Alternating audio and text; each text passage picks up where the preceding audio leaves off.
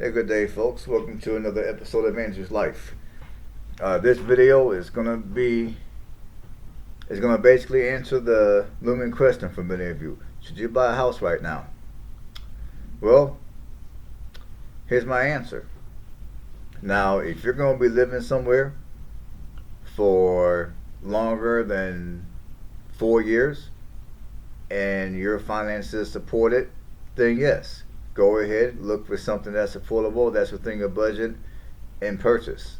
If you're going to be somewhere for only a few years, under 4 years, I would suggest you rent.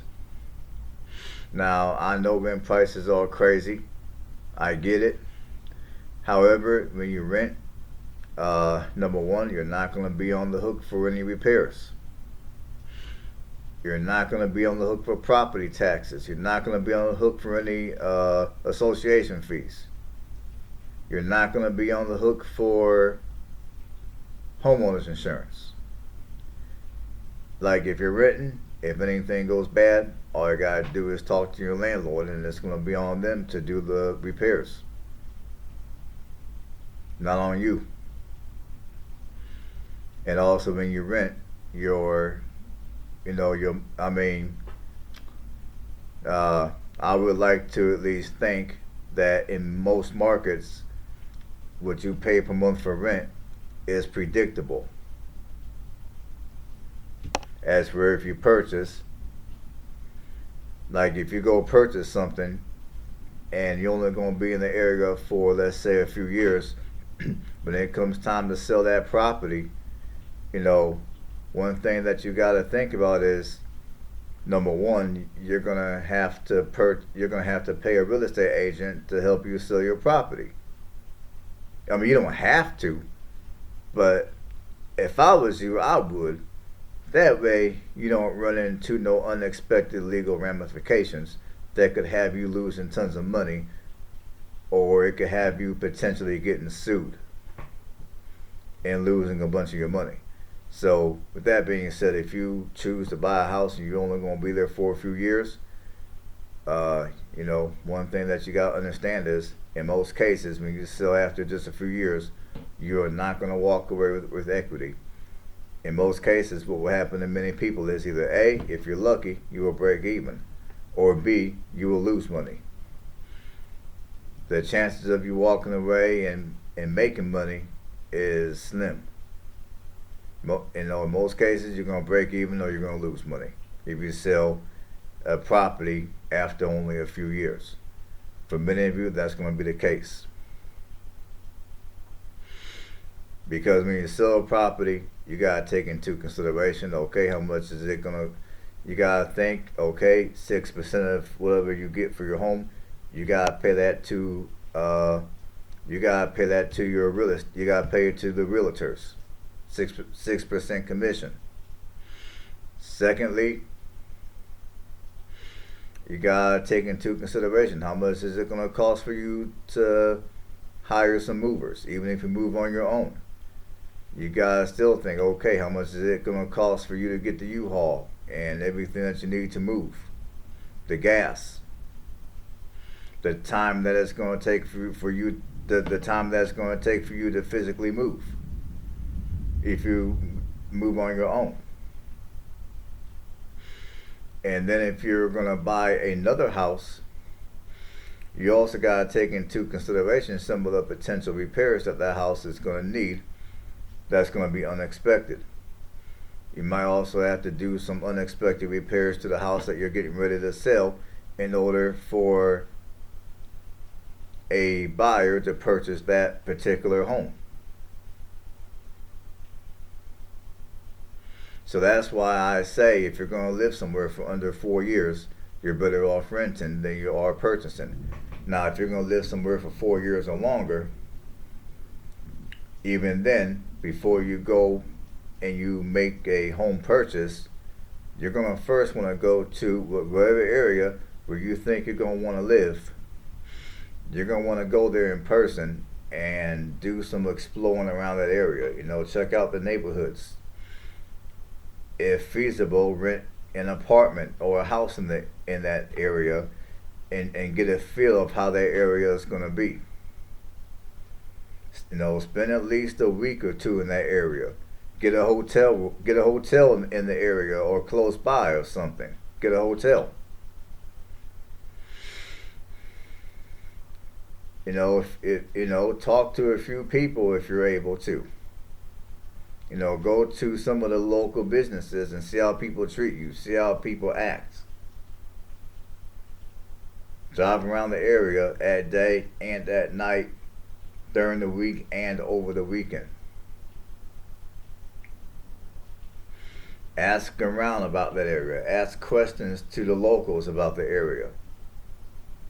Maybe go to a community that's close by and ask some of those people, hey man, what you know about City A down the street? And a lot of times they'll be able to tell you, and most people are not going to have any reason to lie to you. There's not going to be no incentive for them to lie. Like there would be if you were to ask, let's say, your real estate agent.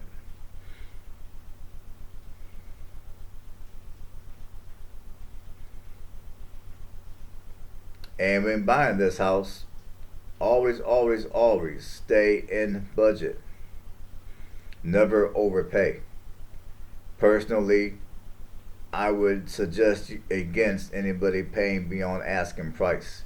I would suggest against going into any kind of bidding war for a house. Because understand one thing.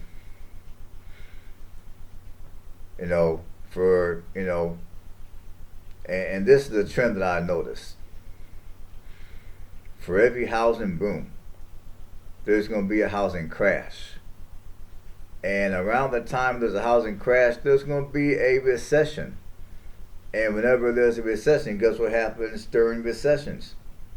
Companies cut down on their labor. People lose their jobs. Because when the stock market does bad, which is the main thing that when the stock market does bad, which is the main thing that the government goes by to declare a recession. See, when the stock market goes bad, companies lose money. When companies lose money, companies cut down on whatever they can cut down on. And one thing they're going to cut down on is going to be their labor. When labor gets cut down, guess what? People like me and you lose our jobs. Or we get our hours cut down significantly. And when that happens, now now a lot of us are going to be scrambling. Hey man, how the hell are we going to pay this bill? For those of you that have mortgages, you're scrambling. Hey man, how are you going to pay your mortgage?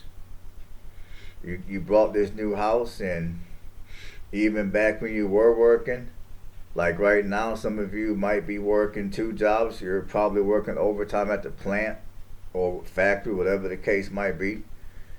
But if the recession gets worse, if it gets as bad as it did back in '08, for those of you that are old enough to remember that, if it gets that bad, hey, well guess what? You ain't gonna be working the overtime. You'll be lucky to be working at all. And if that happens, how you gonna pay your mortgage? Or if your company decides to cut back your hours, how you gonna pay that hefty mortgage? You can understand one thing.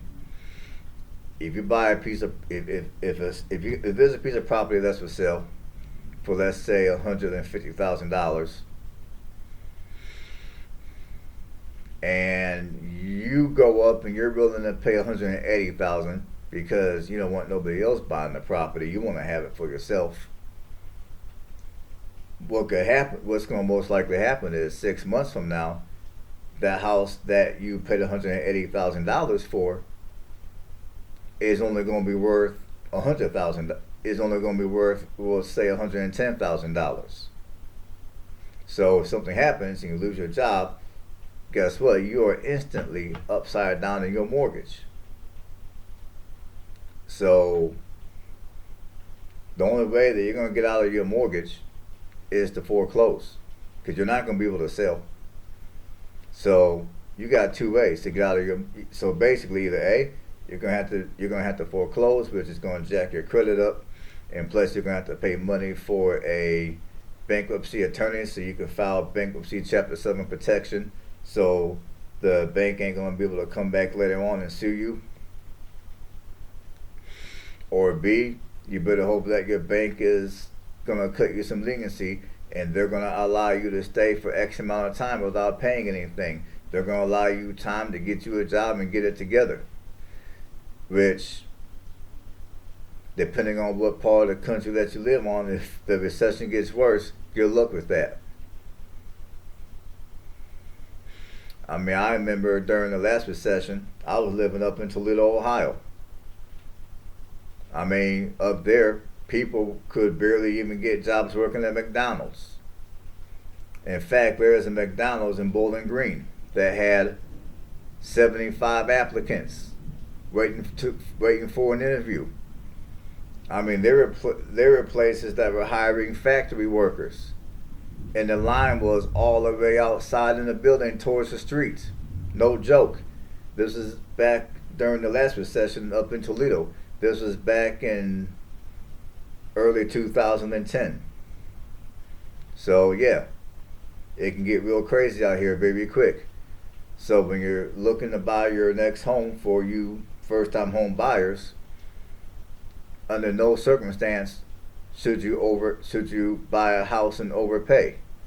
Under no, and personally, I would suggest strongly against going into any kind of a bidding war.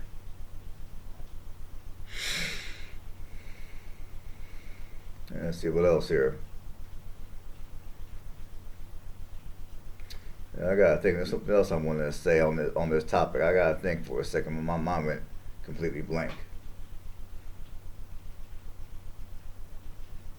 Oh, and for those of you that already own a house and maybe you're just looking to upgrade your home, you're looking to upgrade your housing situation, or maybe you're looking to downsize.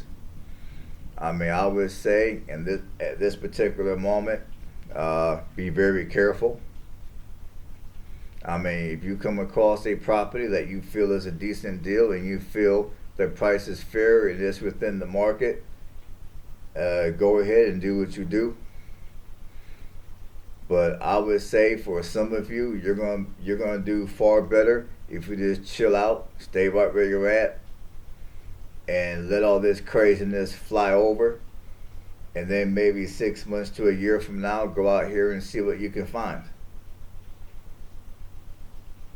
Now, I guess the flip side to all that is, the house that you're currently in, it's going to probably take you a little longer to sell.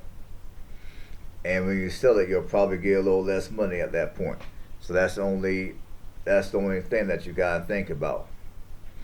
But if you go out here and you don't see anything that you want, or you see what you want but the price is way too high, if I was you, I would just stay put, stay right where you're at, because I would say in this type of a scenario, it's going to be better for you guys to take it slow, play it safe, than to go out here and make a move and then be sorry that you made that move. So that's going to be it for my video of should you buy a home right now. So hopefully you guys got something out of this video. Everybody have a blessed one, and thanks for tuning in to another episode of Andrew's Life. I will see you guys on the next video.